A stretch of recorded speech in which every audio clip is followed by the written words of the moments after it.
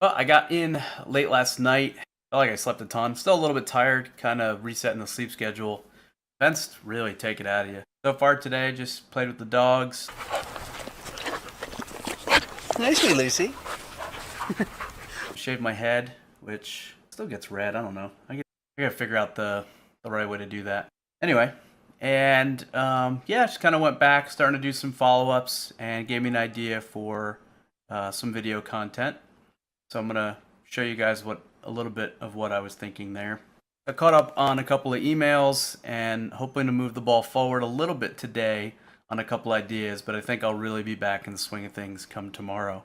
There's a ton of different themes that I think occur after every event, but there's three that I wanted to talk about today that I found particularly interesting.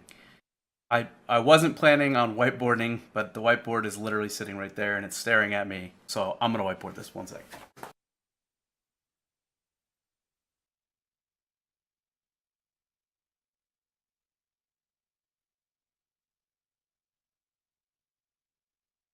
This is the first group of people. People that say, it was a great event, I had a blast, I met some amazing people, I can't wait for the next one. And this is a good one to be. It means you had a good time, you met some interesting people. One of the most important things that you can do at an event is to network. The next type of people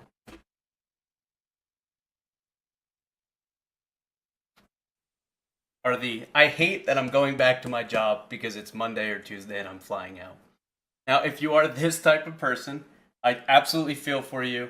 Now, this is not unique, okay? This is not unique to esports because most people actually hate their jobs. Like if you look at all the reports, all the research, like it's almost always a huge majority of people really don't like their jobs in all kinds of different industries. So this is kind of understandable. But if you are this type of person, you definitely need to watch the YouTube video that I linked here because I have a lot of thoughts on this. And the third type of person, it's funny because I've got a couple really close friends that fit into several of these, but this third one it seems like they always fall into.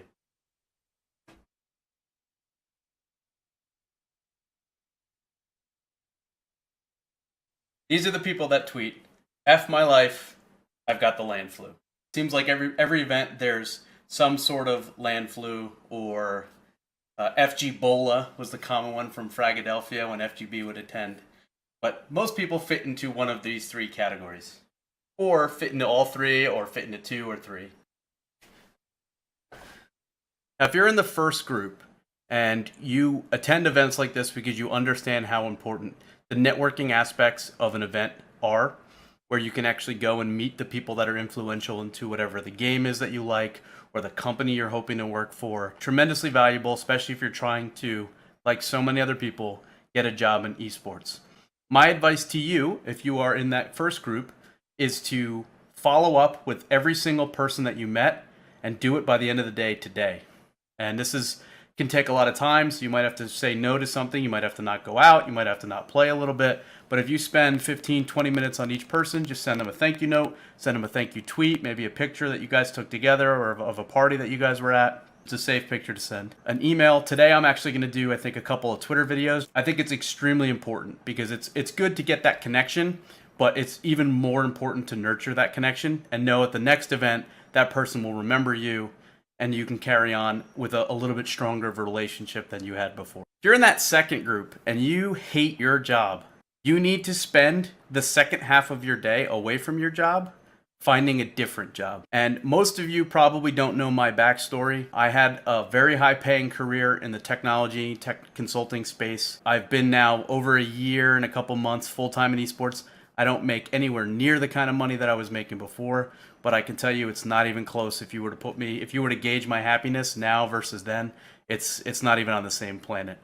The opportunities are there in esports, especially right now. For some people, the money is the happiness, and that's totally understandable. But if you're one of those people that were like, man, I'm super miserable, I have to go back to my job today, then you need to get out of that job sooner rather than later. Trust me, it's absolutely worth it. And the other thing to consider, I think it was Jim Carrey that had a speech at a graduation ceremony a couple years back. He had one line that was just super, super powerful, resonated with me. He was telling a story about his dad who got fired from a job he hated, but he worked that job because he felt like he had to, he had to provide for his family. And the one line that really resonated with me was, you can fail at something you hate, so you might as well do something you love. I think that that's a tremendously powerful line. And if you are one of those people that were in that second bucket where you're super miserable, you had to go back to your real world job, you need to start working on a way to get out of that. 3, if you're one of the people that always gets sick at events, don't shake my hand, don't hug me. Maybe we can fist bump. You need to be washing your hands. You need to drink a ton of fluids. Maybe take a night and don't drink, but don't pass that shit on to the next person. I'm curious which one of the 3 or how many of the 3 you are. And it should be a good conversation.